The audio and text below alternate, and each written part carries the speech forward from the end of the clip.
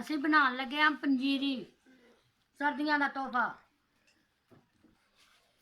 आधा पाव कस्कैस, आधा किलो खरोट दी गिरियां, एक पा बदाम, एक पा खरोट दी गिरियां ते एक पा बदाम ते एक पा मगज, एक स्टांक तेल,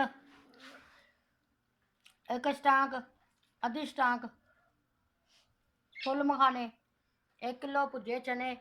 उनका असी आटा बना लिया, ग्रैंड कर लैना। पंजीरी बनावांगे, सारियां चीज़ां ग्रैंड करांगे, पंजीरी बना लेगा, फिर तुहानूं दिखावांगे।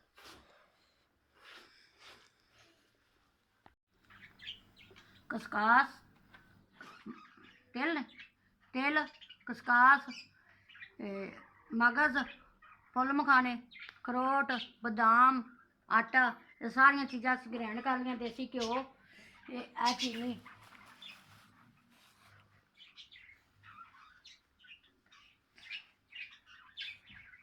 हाँ चने भुजे हुए ग्रैंड किए।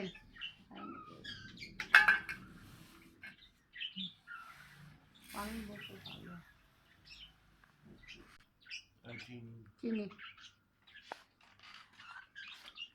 सर्दी का तोहफा, पंजीरी बना लगे सर्दी का तोहफा। सारिया चीज़ां विच पा के पंजीरी बनावांगे, फिर सौन लग्या खावांगे। असीं पाउण लगे चीनी,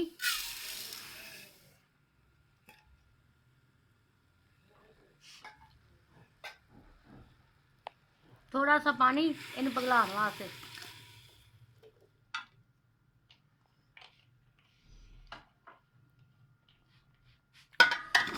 इनू पिघलेगी तो फिर असीं घ्यो पावांगे। हुण असीं विच घ्यो पाउण लगे हैं।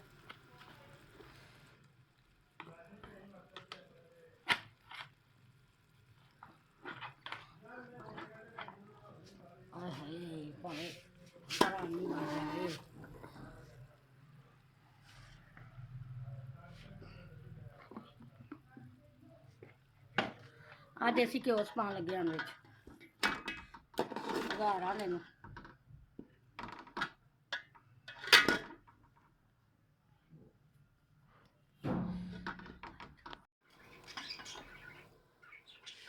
आवे घ्यो पिघल गया। असीं हुण पावांगे फुल मखाने भुन्ना दे विच इहदे।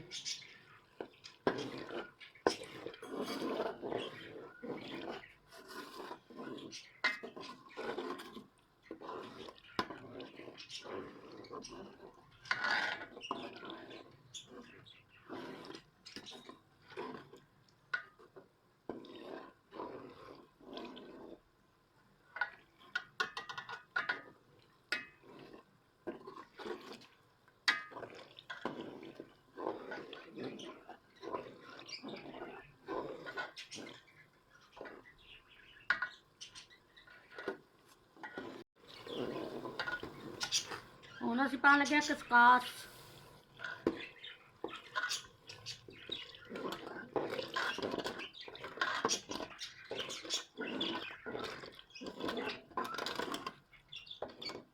इन्हां चीज़ां नूं भुन्नना नहीं गा, कच्चियां रखनियां।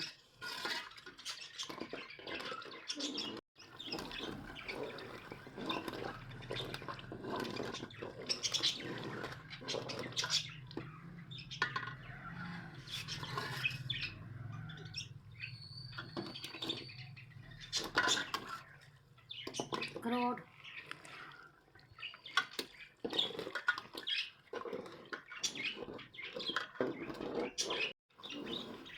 चारे मगज,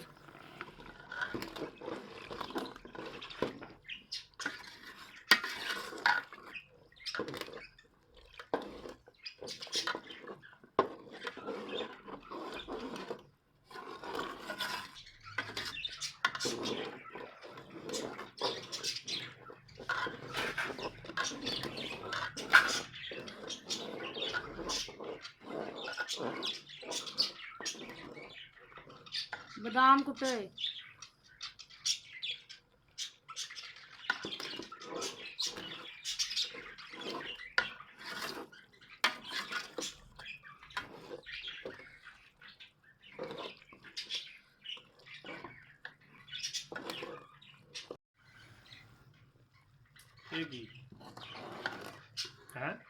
ਖਰੋੜ ਦਾ ਹੋਰ ਕੀ ਖਰੋੜ ਇਹ ਸਾਡੀਆਂ ਸਾਰੀਆਂ ਚੀਜ਼ਾਂ ਭੁੱਜ ਗਈਆਂ ਹੁਣ ਅਸੀਂ ਆਟਾ ਪਾਉਣ ਲੱਗੇ ਆ ਚਨਿਆਂ ਦਾ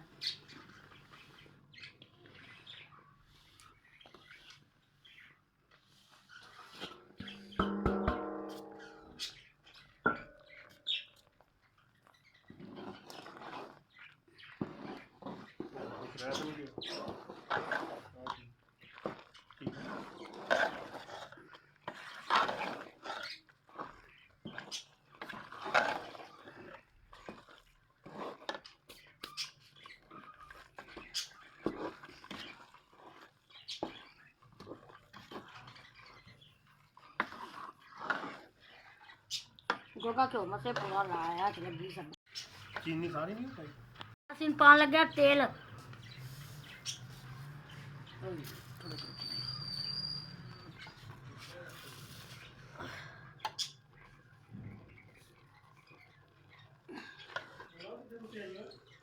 ਕੀ ਪਤਾ ਨਹੀਂ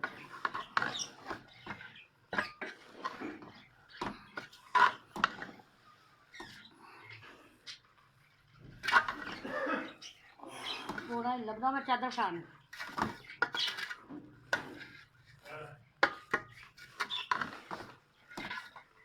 ਉਹਨੇ ਰੋਟੀ ਵੀ ਲੱਗੀ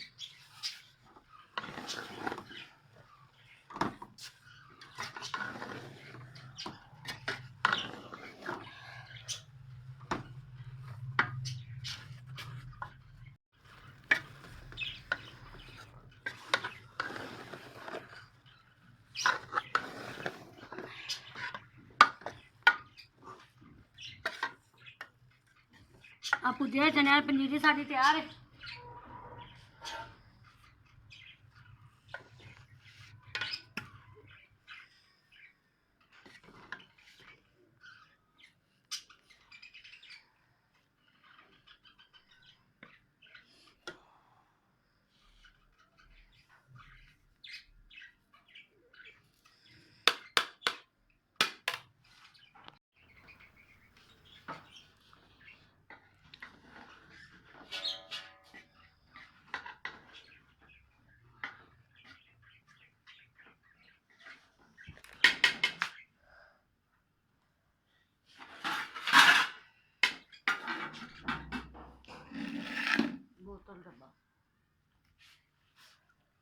ਆ ਪਨੀਰੀ ਸਾਡੀ ਤਿਆਰ ਹੈ ਪੁੱਜੇ ਚਨਿਆਂ ਦੀ